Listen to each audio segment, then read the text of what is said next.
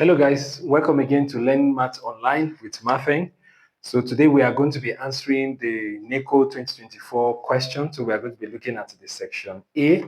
Now when you check the description to this video, you are going to find a link that will help you to download the question itself so that you can follow along. And don't forget again to subscribe to my YouTube channel because we're going to be having more of these uploaded so that anytime I upload, you are going to be the first to receive notification for that. So don't forget, you subscribe and then you also like, and you can as well comment. Maybe you have any other thing that you need to tell me, a question that you want me to answer. I'll be glad to actually attend to that. So let's quickly go on to solving the question. So we are going to look at the part 1 of the NECO 2024 question. It says solve the following pair of equation. That's to say we have 4a plus 12b equal to 16, and then 2a plus 3b equal to 7. So this is equation 1 and this is equation 2. So this is a simultaneous equation, as you can see there.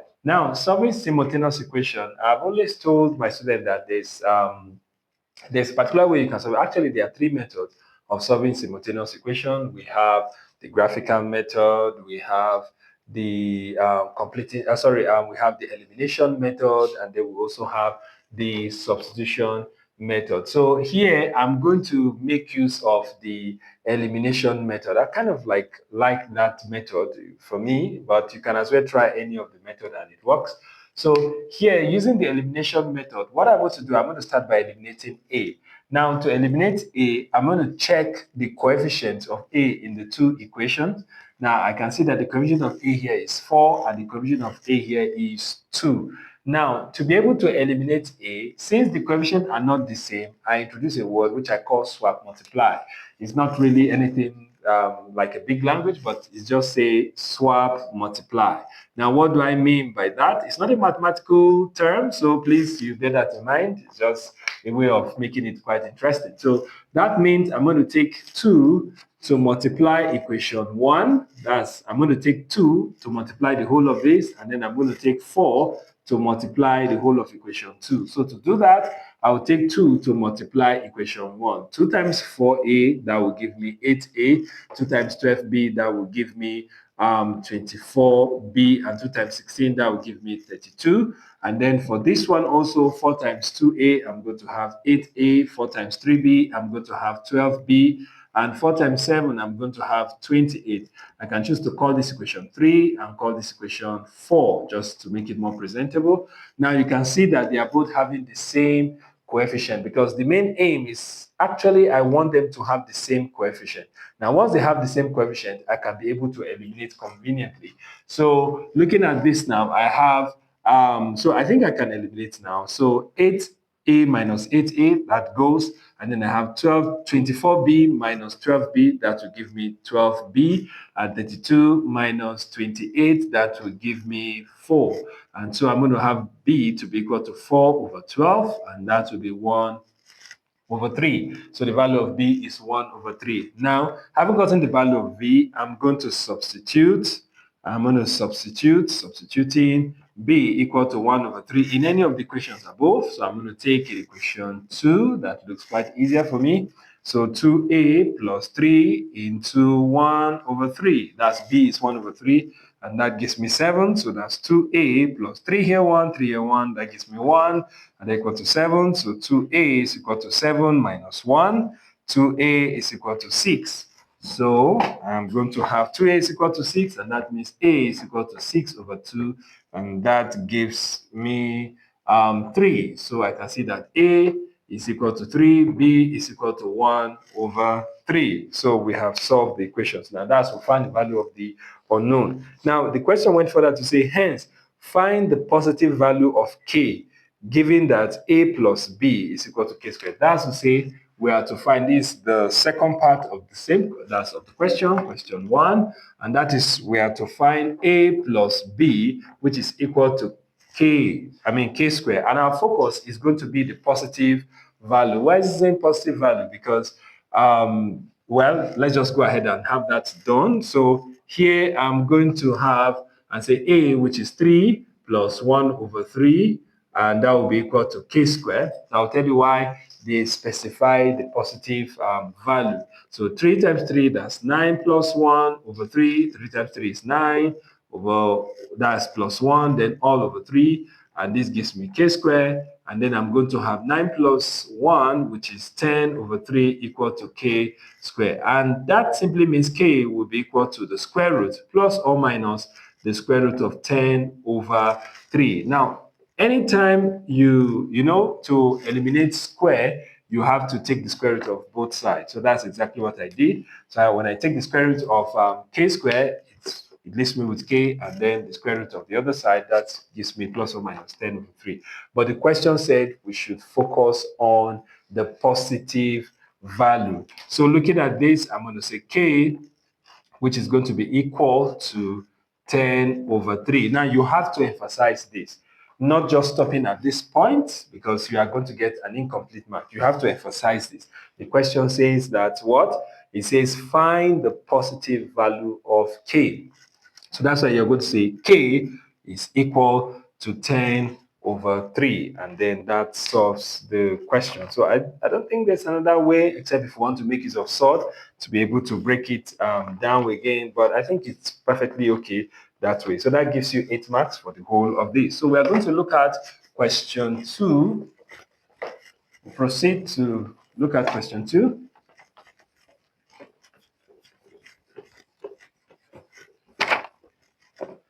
Now, question 2 says that, this is question 2, it says that the fourth and the seventh term of a geometric progressions are 8 and 64 over 27. I actually love word problem question, and I usually say for students to solve word problem question, you have to ensure that you follow the question gradually, and then as you read, you also process. It says that the fourth and the seventh term of a geometric progression. So what is a geometric progression? We are talking about the terms. So different textbooks use different notation, but in this case, I'm going to be using GN to represent the terms of geometric progression, and that is A, R, N minus 1. A is the first term, R is the common ratio, N is the term, the position of the term currently. So if it is the fifth term, N is going to be 5. So they say that the fourth term, so that's G4, is AR 4 minus 1. So that gives me AR raised to power 3. Bear that in mind. And then we also have the seventh term. So G7, which is going to be AR raised to power 7 minus 1. That gives me AR raised to power 6. And they said that the fourth term is equal to 8, and the seventh term is equal to 64 over 27. So to make it more presentable, I'm going to say that AR raised to power 3, which is equal to 8, and then I can call this one equation 1, and I have AR raised to power 6 equal to 64 over 27. I'm going to call this one equation 2. Now, to get this done, I'm going to use the ratio method of solving this. What do I mean by the ratio method? So I'm going to take this over this. It's quite easier. So that means I'm going to say AR raised to, okay, let me indicate it here by saying equation 2 divided by equation 1. So this will be AR raised to power 6 over AR raised to power 3. But AR raised to power 6 is 64 over 27 all over AR raised to power 3, which is 8. So you can see this goes with this, right? And using indices, this is the same as saying R raised to power 6 minus 3, right? And then here, I'm going to have 64 over 27 times 1 over 8. Yes, of course, when, we work on that, so that gives us 1 over 8, 64 over 27 divided. And when we change it to multiplication, it becomes 1 over 8. So 8 here, 1, 8 here, 8. And so we have R raised to the power 3, that's 6 minus 3, which is 3, and that will be equal to 8 over 27. Now, to eliminate cube on this other side, I have to take the cube root of both sides. So R becomes the cube root of 8 over 27, and that makes R, the cube root of 8 is 2, the cube root of 27 is 3. So that gives us our common ratio. So R is the common ratio. That's what we are told to find. The first part, we are told to find the common ratio. So you can see, I was able to process the question and then find the answer, even without reading the entire question, because I have vital information That will actually help. So we have to find the first term. So I can substitute in any of these equations. So I'm going to say substituting. That's r equal to 2 over 3 in equation 1. Here I'm going to have, so a times, this is r raised to power 3. So I'm going to have 2 over 3, and that will be equal to 8. So I have a, okay, that's raised to power 3 here, and then times 2 raised to power 3, that gives me 8. 3 raised to power 3, that gives me 27, equal to 8. And so a will be equal to 8 times 27 over 8. 8 goes with 8, and so a will be 27. So that will be the value of the first term. So this is the A part of the question. Now we are going to proceed to look at the B part. That's talking about 2B. 2B. What does it say? It says that we are to express 4231 in base 5. We are to express it to denary. So denary, this is quite a popular one. Denary simply means base 10 numbers. So it can be called denary. You can as well call it decimal too. So now looking at this now, since we're changing this to base 10 numbers, it means we are going to expand this in its base. We are going to expand what we have here in its base. So what do I mean by that? 4, 2, 3, 1, base 5. So we're going to use the place values of each of the digits. So the place value of 1 here is, that's to talk about the power of 5 here. The power of 5 for this will be 0, and this will be 1, this will be 2, this will be 3. It's quite a little trick that works. So for most of them, they are told you could just put the number up here. Actually, these numbers you are putting up here indicates the power of the base. So the power of the base here is 0. So that means I'm going to start with this, say 4 times 5 raised to power 3. As I said, the power of the base.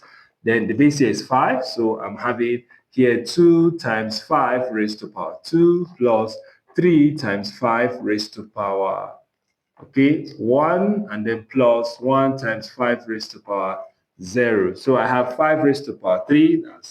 That's 125, and then plus I have 2 times 5 raised to power 2, that's 25, and then I have 3 times 5, and then plus I have 1 times 5 raised to power 0 is 1.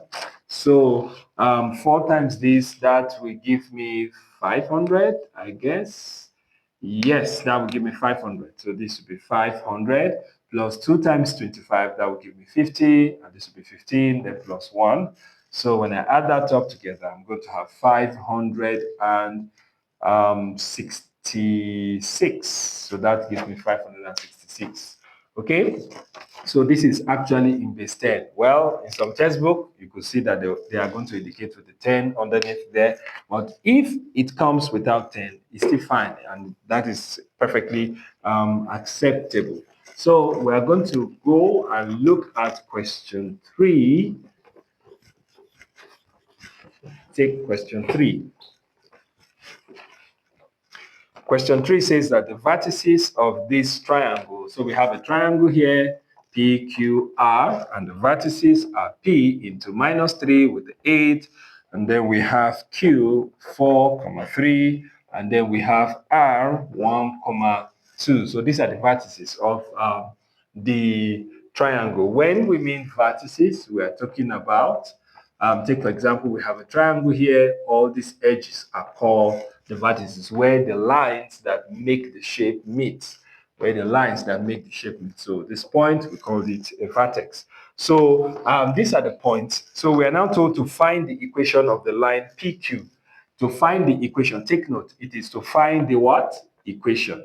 The equation of the line. Equation of the line. Now, of these first 2 points, now to find that, there's a formula for that: y minus y1 over y2 minus y1 equal to x minus x1 over x2 minus x1. That is for 2 points, talking about points x1, comma y1, and then x2, comma y2. So if we're having 2 points, this is how to find the equation of the straight line. So I'm going to pick this. I'm going to start y minus. So I'm going to take this as my, probably I should indicate that to say my x1 comma y1 is going to be minus 3 comma 8, and then my x2 comma y2 is going to be 4 comma 3. So to incorporate that into this equation, my y1 is 8 over my y2 is 3. Now you have to be a bit careful here because sometimes they mix that up. And then minus my y1 is 8 here again. So I have that done. Y1 is 8, Y2 is 3. And this is X minus my X1 is minus 3. I have to put that in a bracket. My X1, the minus is there already, so I have to take it into that. And then my, it is X2, my X2, which is 4, minus my X1, which is, again, is minus 3. So now I have y minus 8 over, this will give me minus 5 equal to, this will give me x plus 3 over, this will give me 4 plus 3, right? And then having that, I'm going to see that, okay, I have, okay, let me put that here. So y minus 8 over minus 5 equal to x plus 3 over 7. So I can make it look nicer by cross multiplying. So I cross multiply 7 into y minus 8 equal to minus 5 into x plus 3. So opening the bracket to have 7y minus 7 times 8, that should give 56, I guess. Yes, and then this is minus 5x minus 15. And then having this, I can collect all this to the other side. 7y equal to minus 5x minus 15 plus 56. This is just to make it look a little bit finer. That's all, just to simplify it further. So I'm going to say 7y, which is equal to minus 5x, and then I have minus 15 plus 56. Minus 15 plus 56, I think that should give us 41. Yes, minus 15 plus 56. That should give 41, yes. So I have 41 here. So I think at this point you can be able to stop there. So it now says that find the equation of the line QR. That is talking about QR. So this is the equation of the line. So I can say the equation of the line PQ is 7y equal to minus 5x plus 41. Now to find that of QR, to find that of QR, oops, I've already erased up everything. So to find that of QR, I'm going to say again my Q, which is 4, comma 3, and my R, which is 1, comma 2. So again, I'm going to say this time around, I'm still going to use the same formula, which is to say y minus y1 over y2 minus y1 equal to x minus x1 over x2 minus x1. So I'm going to take this as my x1, y1, and that is 4, comma 3, and my x2, comma y2. This is not too necessary, but just for the sake of the class, so I have to still do that again. So I have y minus my y1, which is 3, over my y2, which is 2, minus my y1, which is 3, equal to x minus my x1, which is 4, my x2, which is 1, minus my x2, which is 4. Sorry, my x1, which is 4. So this gives me y minus 3 over minus 1 equal to, I have x minus 4 over minus 3. Since we have this on the denominator side, this goes with this, and then I can say y minus 3 equal to x minus 4 over 3. And to make it look more presentable, 3 into y minus 3 equal to x minus 4. So this will be 3 here. Now, again, as I say, I just decide to make it look a bit simplified. You can decide to open the bracket. So I have 3y minus 9 equal to x minus 4. And 3y will be equal to x minus 4 plus 9. And 3y will be equal to minus 4 plus 9. That will give you 5. So this is x plus 5. So you can leave it at this point, and that's perfectly okay. Now, the B part of question 3, this is question 3. The B part of question 3 has to do with polygons. So I guess this is very clear and explicit. has to do with polygons. Now, the question says that the interior angles of a hexagon are what we have there. And as I say, don't forget, you have a link there that can help you. You click on the link and then you'll be able to download the PDF of this particular question. So it's saying that the interior angles of a hexagon are what we have there, talking about x plus 5 degrees. We have 2x plus 4. It listed it all. We have x plus 10 degrees. We have 2x plus 2 degrees. We have 3x plus 2 degrees. And we have x plus 15 degrees. So 1, 2, 3, 4, 5, 6. So it's saying that the interior angles of a hexagon. Now, when you look at this question, it said nothing about regular hexagon. So we know that for regular hexagon, all the angles, the interior angles are equal and the whole exterior angles are equal. So obviously this is not a regular hexagon. So we have to find the value of x. But then what we need to know there is that since we have all these angles, we have to find the sum of all the angles in a hexagon. A hexagon has 6 sides. So the number of sides is 6. So total angle, that's sum of angles will now be that's n minus 2 times 180 degrees. And our n is 6. So this will be 6 minus 2 times 180 degrees. That is 4 times 180 degrees. So what we are going to have, obviously, is going to be 720. Let me be sure of that. 180 times 4, and that's, of course, that's 720 degrees. So it means that for every hexagon, actually, any hexagon, whether regular or irregular, the sum total of the angle is going to be 720. So it means if we add this up all together, that's to say x plus 5 is plus 2x plus 4 is plus x plus 10 is plus 2x plus 2 plus 3x plus 2 plus 2, sorry, that's plus x plus 15, and that will give us 720. So we're going to add up all the x together, x plus 2x, that's 3x, 4x, plus 2x, that's 6x, plus 3x, that's 9x, plus x, that is 10x. So I have 10x plus 5 plus 4, that's 9, plus 10, that is 19, plus 2, that's 21, plus 2, that's 23, and plus 15, that should give 38, I guess. So 23 plus 15, that gives 8, and then that's 3. So we have 38, which is equal to 720 degrees. Okay, that's degrees here.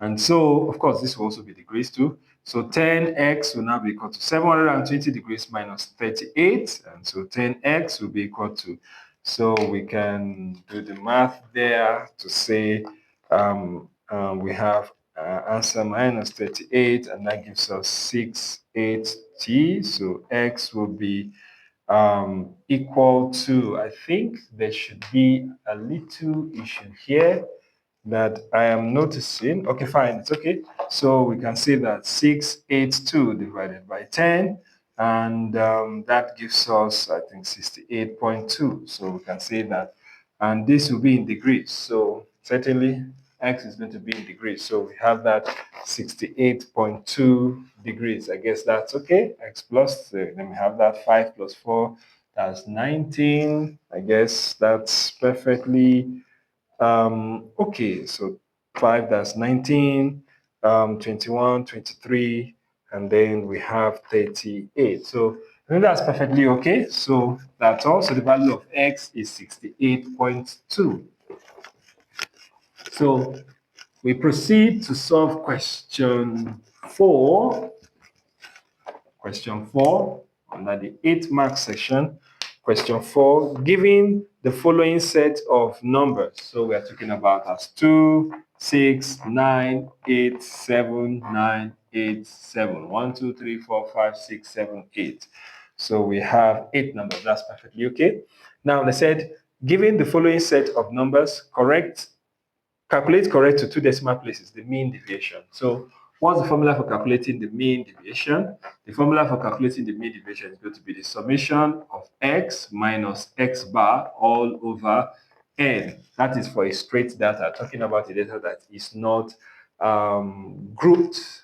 You can use this formula to actually calculate the mean deviation. This is the absolute value of x minus x bar. So we need to find x bar, and to do that, it means we have to sum this up together and divide it by the number of entries. So 2 plus 6 plus 9 plus 8 plus 7 plus 9 plus 8 plus 7. 1, 2, 3, 4, 5, 6, 7, 8.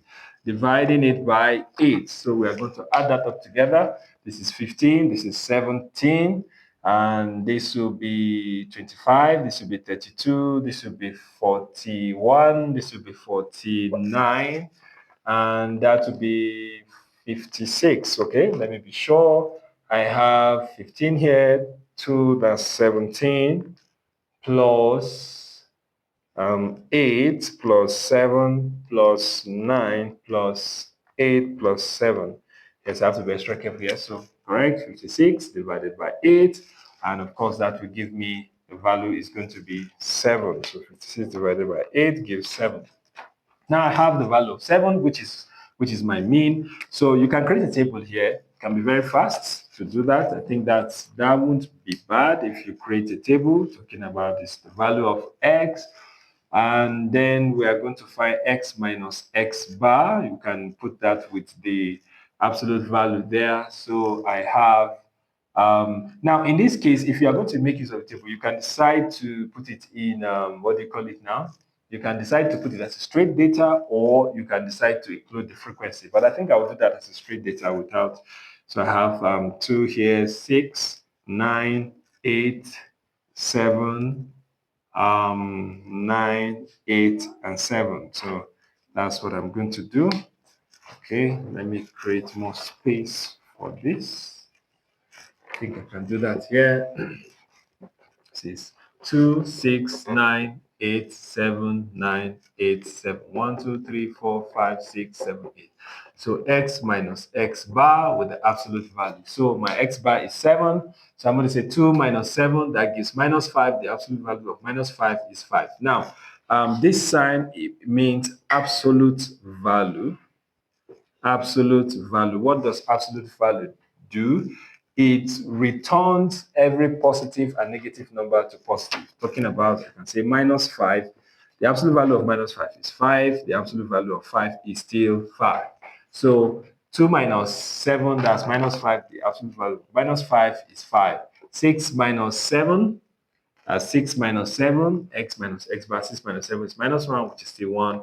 9 minus 7, that's 2. 8 minus 7, that's 1. 7 minus 7, that's 0. 9 minus 7, that's 2. 8 minus 7, that's 1. And 7 minus 7, that's 0. So I'm going to add that up together. 5 plus 1, 6, plus 2, 8, plus this, that's 9, plus this, that's 11, plus this, that's 12. So having done that, then it means the mean deviation, which is going to be the summation of all this, that will be 12 divided by the number of entries we have there. And this will give me 6 over, no, that will give me 3 over 2, yes. And this is same as 1.5. Did they give me a specification? They said to 2 decimal places. And since they specified to 2 decimal places, I have to include 0 here, and that's to 2 decimal places. It's very important for you to do this. And then that's for the mean deviation. Now we are going to look at the standard deviation. Now I'm not going to erase this because for the standard deviation, the formula for the standard deviation, which sometimes we denote with sigma, like this, it's also that's the square root of summation x minus x bar square all over, we have n here. So what I'm going to do is to create a table for this. Now you can see that it's the square. Don't forget we're taking the square of it. So I'm going to say 2 minus 7, which is minus 5, and minus 5 squared. Or probably I should take it gradually. So I'm going to say x minus x bar. Do I need that? No. So let me just take with the square together. So 2 minus 7, which is minus 5, and minus 5 squared. that's 25. 6 minus 7, that's minus 1. Minus 1 squared is 1. 9 minus 7, that's 2. 2 squared, that's 4. 8 minus 7, that's 1. 1 squared, that's 1. 7 minus 7, that's 0. 0 squared is 0.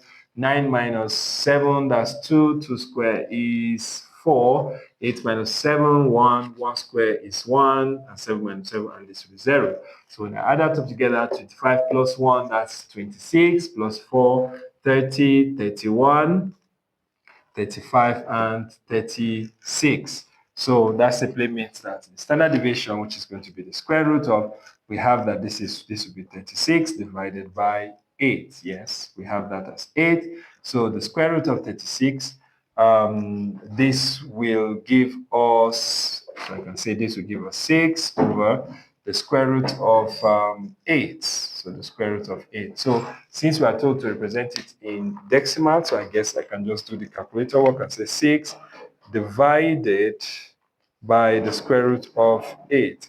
And that gives 2.121320344.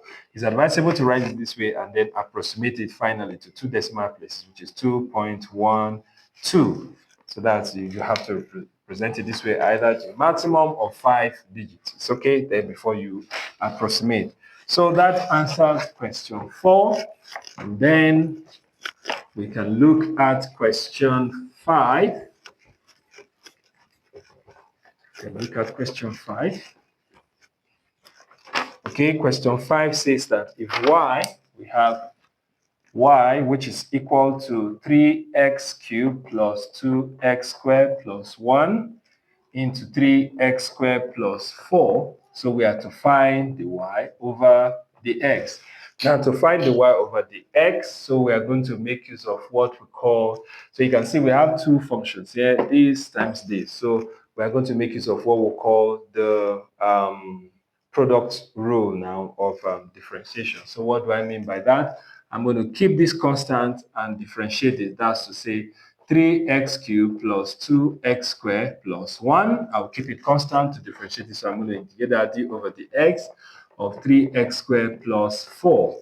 And then plus, yes, plus, I'll keep this constant, 3x squared plus 4. Then I'm going to differentiate the whole of this, which is d over the x into 3x cubed plus 2x squared plus 1. Yeah, let me make it that long. So this will be 3x cubed plus 2x squared plus 1. So when I differentiate this, as usual, the rule says that if I have x minus 1, as is equal to y, and I'm taking the y over the x, x plus y equal to x raised to the power n. So the n comes down, and then this will be n minus 1. That's exactly what I'm going to have. So I'm going to pick that for each of these. 2 comes down, I'm going to have 6x, and then this will be reduced with 1. So I can ignore that 1 there. And then the, what do you call it now? The derivative of a constant is 0. So when I differentiate 4, I'll differentiate this. I'll allow the derivative to go in to differentiate this and this. So when it goes into differentiate this, I'm going to have 6x. But when it comes to differentiate the constant, and that will give me 0. So this is what I'm going to have. Then into 3x squared plus 4. And then when this goes into differentiate, this comes down here, I have 9x with the square. Then plus 2 comes down, I have 4x. And then the derivative of the constant is 0. So I can decide to simplify this. It won't be too okay to leave it very clumsy this way. So I'm going to open up the bracket, 6x times this, that gives me 18x. That gives me 18 raised to the power 4. This times this, that gives me 12x raised to the power 3 plus 6x. And then this will be plus, when I open this bracket, this times this gives me 27x raised to the power 4. This times this gives me 12x raised to the power 3. This times this, that gives me 36 x raised to the power 2. And then 4 times this, that gives me 16x. So I can collect all these together. So you can see 18x raised to the power 4 plus 27x raised to the power 4 plus I have here 12x raised to the power 3 plus 12x raised to the power 3 plus 36x raised to the power 2. That's this particular one.